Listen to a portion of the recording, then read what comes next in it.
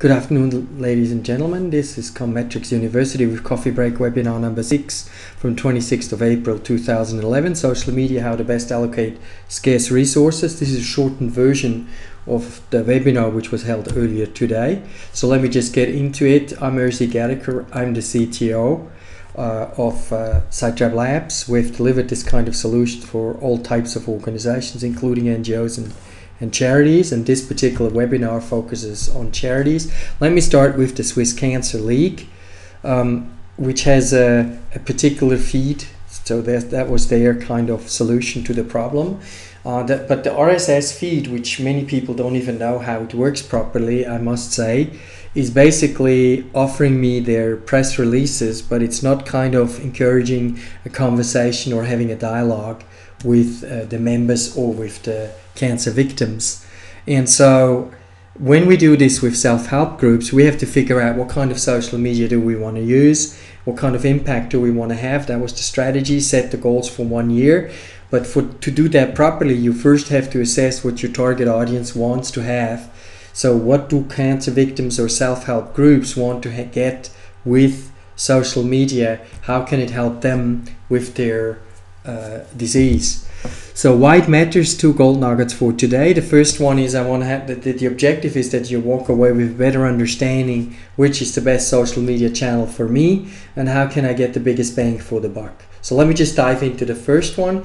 Here you have one organization called Löwenmut, which is in Germany, which raises funds for building a hospital for disabled children in South Africa. As you can see to the right, they actually tell me that one can engage with them on Facebook or on Xing, which is an important thing to do. They also have they have a Facebook page, which tries to refer people to other interesting material and therefore to communicate with them.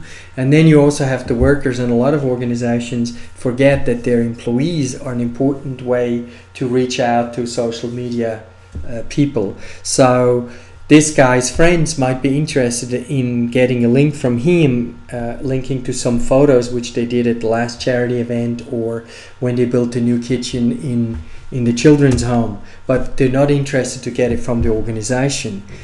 If you do 2 tweets like this organization does here, important again is to figure out what it is. You have to ask them, or you have to give them more information, and you have to keep these things short, under 140 characters. As you can see, the second one in German here is a little bit long, so if you keep it under 120 characters, people can easily retweet without having to change anything.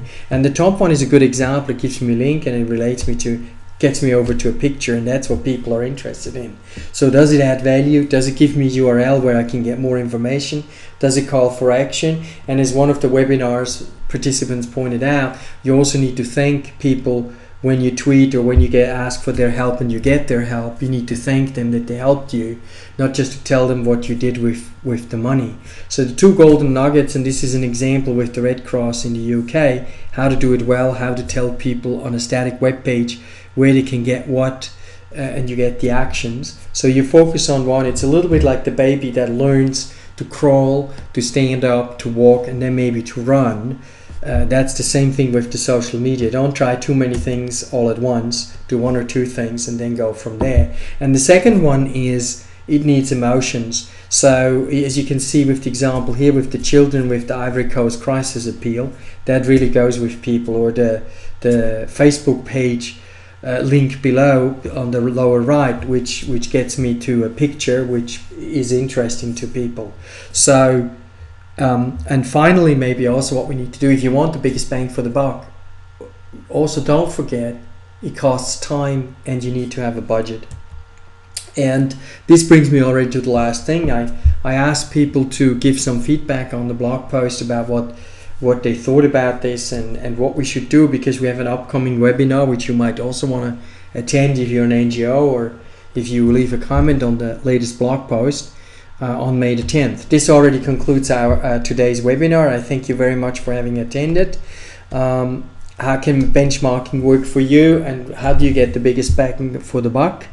If you have any questions, just give us a call. You have the number down there. Thanks very much and have a wonderful day. Bye.